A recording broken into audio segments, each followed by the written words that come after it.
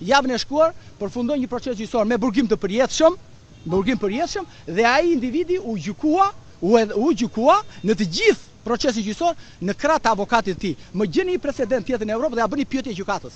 Ja bëni pyetje atyre palaçove të Këshillit Lart Gjyqësor, atyre se ata më palaçot janë Këshilli Lart Gjyqësor, që shikon një shkelje kaq të rëndë të kushtetutës dhe të konvencijës europiane dhe rrin atje në zyrat me kondicioner dhe nuk flasin një fjalë të vetme që shkelje liri dhe të drejtat e njeriut. Si mundet një president republike të rrin mbyllur në kafazin e qelçës? Por më thoni një rast të dytë dhe unë të hiqem nga të gjitha kërkesat e mia.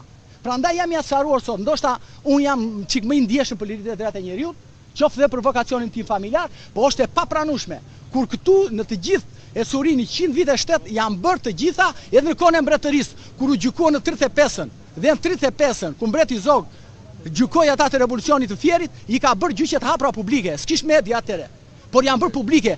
Vetëm në Shqipërinë e 2026 të reformës së re në drejtësi që ja thash në gjykatës për turpin e këtyre deputetëve dhe kësaj shoqërie që pranon një diskriminim të tillë, sepse sot është presidenti, nesër do jetë Edi Rama, pastaj do jetë dikush tjetër aty. Dhe kështu që unë mendoj dhe besoj që ju do ta vazhdoni këtë betejë. Kjo është betejë për dinjitet njerëzor.